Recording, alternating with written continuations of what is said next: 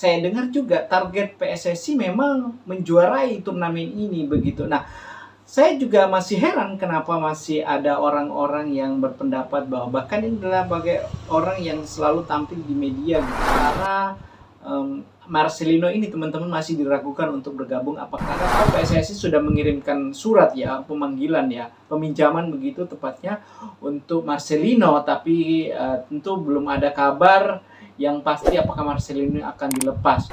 Punya striker Jens Raven, dia adalah striker yang sangat bagus teman-teman ya. Kita tahu di Piala AFF U20 kemarin dia mencetak 4 gol dari 5 pertandingannya. Dan dia bisa menjadi pelapis Rafael Struijk teman-teman. Dia juga mampu dengan striker yang sangat kokoh, lalu kemudian tendangannya juga cukup keras. Dia juga mampu bermain dari berbagai sisi. Pak Sintayong tidak memberikan kesempatan kepada Jens Raven untuk dipanggil minimal oleh pengamat, saya tidak menyebutkan namanya. Pengamat ini sebetulnya juga begitu kerap kali mengkritisi kebijakan Sintayong gitu kan ya. Dia mengatakan bahwa ini adalah ambisi seorang Sintayong, baik maupun secara untuk PB Bhinneka. Hati-hati di jalan Pak, teruskan perjuangan. Kalau saya sendiri secara pribadi waktu. Assalamualaikum warahmatullahi wabarakatuh. Apa kabar teman-teman? Semoga hari ini kita semua sehat. Dan jumpa lagi bersama Biodika Sport Channel di sini teman-teman, channel yang selalu memberitakan berita-berita fakta dan kenyataan, channel yang terbaik tentunya dari channel-channel yang suka memberitakan berita-berita hoax, channel yang terbaik dari channel rasis. Dan kali ini seperti kemarin kita sudah membahas tentang persiapan timnas Indonesia jelang Piala AFF teman-teman ya, yang nantinya akan diselenggarakan di tanggal 8 Desember hingga tanggal 5 Januari, dan Indonesia sudah berada di grup yang relatif lebih ringan karena di situ hanya ada musuh bebuyutan Indonesia dalam tanda kutip begitu, Vietnam, yang kemudian di sana juga ada Filipina teman-teman, yang kita tahu di Piala AFF kemarin juga usia 20 atau berapa ya, kita mampu mengalahkan dengan skor telak juga Filipina. Jadi Filipina bukanlah ancaman buat kita. Nah, Vietnam ini tentu merupakan sebuah tantangan buat Sintayong tentunya teman-teman. Tetapi tentu Vietnam dengan pemain-pemain yang sudah berpengalaman, pemain-pemain yang memang sudah bersama dan sudah sering ya bermain di kompetisi atau ajang seperti Piala Asia seperti sekarang ini. Tetapi kita Indonesia sama sekali, pemain-pemain muda kita itu tidak pernah mencicipi turnamen sekelas ini teman-teman. Jadi tentu ini adalah pelajaran yang sangat berharga. Mentalnya juga harus disiapkan dengan baik agar kemudian tidak nervous begitulah, gitu kira-kira. Nah, kita tahu, saya juga tidak ingin mengulang kembali 33 pemain yang sudah dipanggil. Hanya saja saya ingin sedikit memberikan informasi mengenai 3 pemain diaspora dan 3 pemain lokal kita yang bermain di luar negeri, Asnawi, Pratama Arhan, dan Marcelino. Nah, Pratama Arhan dan Asnawi sudah mungkin dipastikan bisa bergabung. Sementara Marcelino ini teman-teman masih diragukan untuk bergabung. Apakah kemudian Marcelino ini diizinkan untuk bergabung dengan timnas Indonesia, karena kita tahu bahwa Marcelino ini bermain di Oxford usia 21. Sementara kita tahu pertandingan Oxford di Liga Inggris level 2 ini teman-teman ini cukup padat. Nah, sementara kita juga tahu bahwa Marcelino ini sudah berada di dalam skuad atau sudah ada di line up gitu kan. Artinya sudah ada di bangku cadangan meskipun dia jarang sekali diturunkan sebagai starter, kalaupun ia hanya sebagai pemain pengganti. Tetapi tentu penampilan Marcelino kemarin di Piala AFF itu menjadi pertimbangan khusus untuk pelatih Oxford U21 ini untuk memainkan tentunya. Nah, apakah kemudian, nah kita tahu PSSI sudah mengirimkan surat ya, pemanggilan ya, peminjaman begitu tepatnya untuk Marcelino, tapi tentu belum ada kabar yang pasti apakah Marcelino akan dilepas. Nah, saya sedikit ingin memberikan informasi bahwasanya Oxford itu di tanggal, sebentar saya ambil catatan saya teman-teman. Nah, pada tanggal 21 Desember itu Oxford United itu bermain melawan Leeds United. Lalu kemudian di tanggal 7 Desember juga bermain. Lalu Sheffield juga di tanggal 14 bermain, ada melawan Cardiff City di tanggal 26 teman-teman. Kemudian di tanggal 29 dan tanggal 1 dan tanggal 4 ini jadwalnya sangat padat Marcelino teman-teman ya. Kalau misalnya Marcelino diizinkan untuk bergabung begitu, ini adalah harga yang sangat penting buat timnas Indonesia untuk menjalani Piala AFF ini. Meskipun ada pengamat juga yang mengatakan bahwa mengkritik kebijakan Sintayong, tapi nanti ada kita bahas tentang itu ya, karena agak sedikit berbau-bau kontroversi juga pernyataannya, atau juga agak sedikit membuat kuping panas sebagai orang yang selalu melihat bahwa STY ini adalah pelatih yang sudah cukup bisa memberikan grafik yang baik, tapi kok kayaknya selalu diserang gitu kan ya. Nah, kita coba nanti kita tempatkan pada segmen setelah ini. Nah, lalu kemudian ada Ivar Jenner teman-temannya di Utrecht itu, di Jong Utrecht. Apakah Ivar Jenner ini juga diberikan waktu untuk bermain di Piala AFF begitu, karena kita tahu bahwa di tanggal 10 Desember ya dia bermain dengan Eindhoven di Eredivisie teman-teman ya. Lalu kemudian tanggal 18-nya juga bermain dengan Vitesse, lalu kemudian Allen bermain di tanggal 21. Lalu kemudian Justin Hubner di Wolves ini U21 juga bermain dengan Valencia teman-teman ya, di tanggal 15. Lalu Aston Villa juga di tanggal 15. Jadi Sintayong ini memang sudah mengirim surat kepada pemain diaspora yang saya sebutkan tadi, seperti Marcelino, kemudian Justin Hubner, Ivar Jenner, Rafael Struijk begitu. Nah, apakah kemudian pelatih mereka itu mengizinkan, sementara kita tahu agenda Piala AFF ini sama sekali tidak masuk di dalam kalender FIFA begitu. Nah, kemungkinan ini cukup sulit sebetulnya kita untuk meminjam pemain ini teman-teman ya. Nah, baik. Nah, saya justru berpikir bahwa kalau misalnya kita agak kesulitan memanggil 3 pemain ini yang menjadi penentu atau bagian yang memenangkan pertandingan kualifikasi Piala Dunia melawan Arab Saudi kemarin itu sulit dilakukan. Kenapa kemudian Sintayong ini hanya sekedar berpendapat ya teman-teman ya. Kita punya striker Jens Raven. Dia adalah striker yang sangat bagus teman-teman ya. Kita tahu di Piala AFF U20 kemarin dia mencetak 4 gol dari 5 pertandingannya.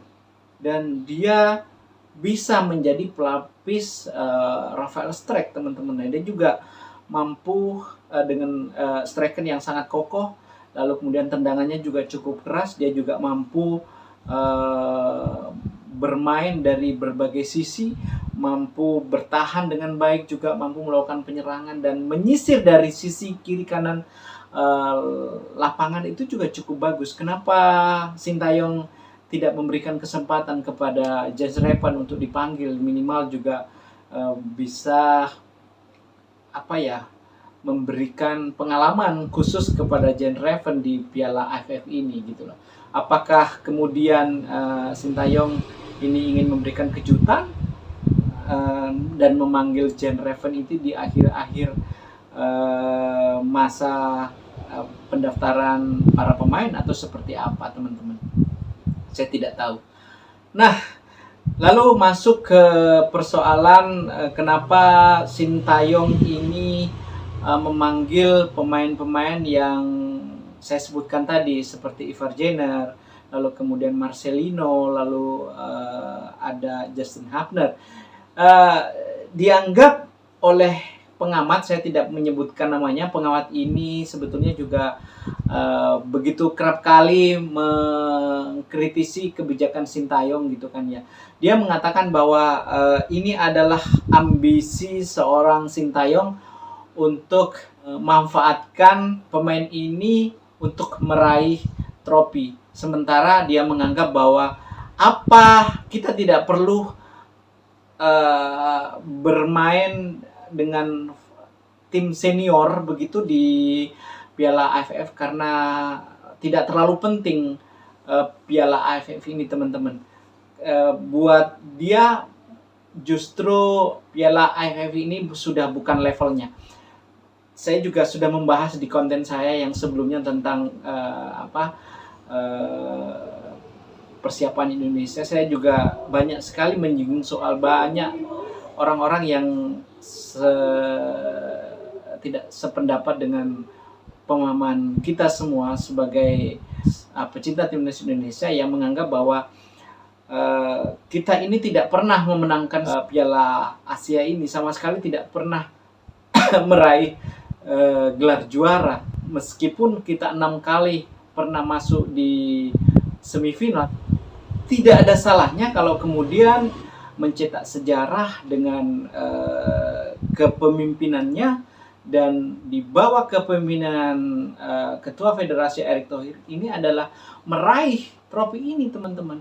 Jadi saya dengar juga target PSSI memang menjuarai turnamen ini begitu. Nah, saya juga masih heran kenapa masih ada orang-orang yang berpendapat bahwa bahkan ini adalah sebagai orang yang selalu tampil di media gitu kan ya, menjadi komentator, bahwasanya untuk apa? Mohon maaf.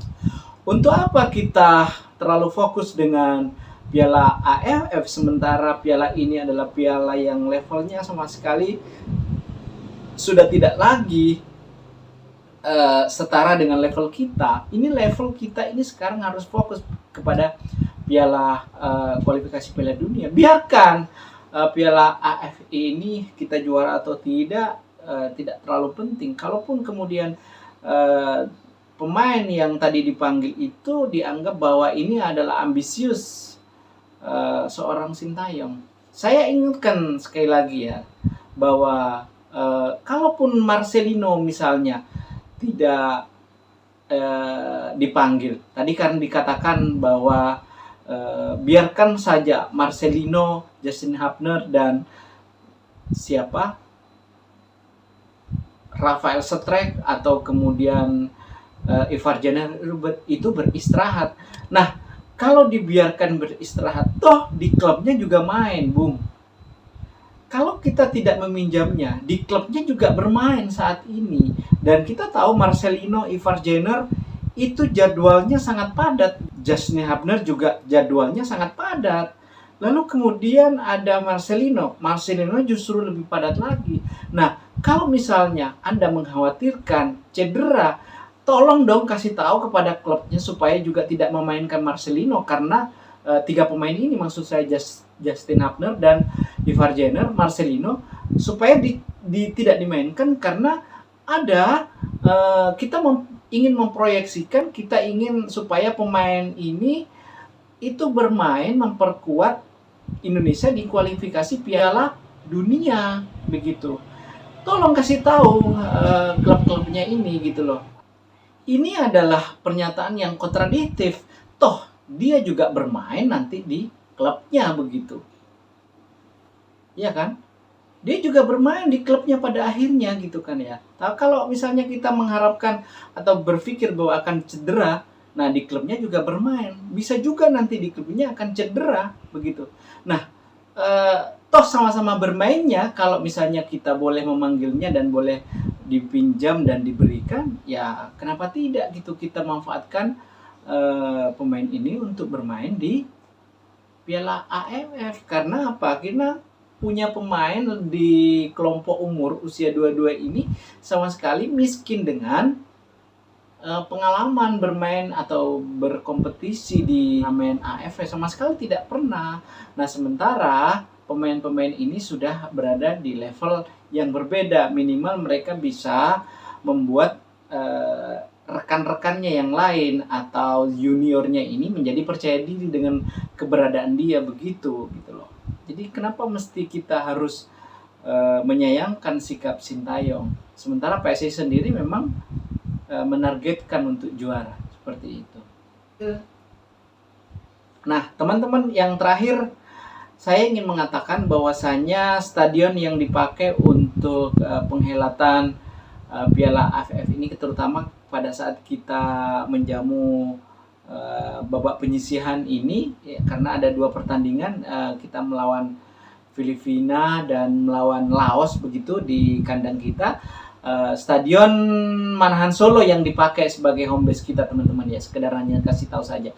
Nanti kalau misalnya Indonesia mampu naik level, artinya masuk ke semifinal, nah Stadion Gor Bung Karno kemudian akan menjadi tempat kita bermain di semifinal dengan berkapasitas penonton yang sangat luar biasa tentunya.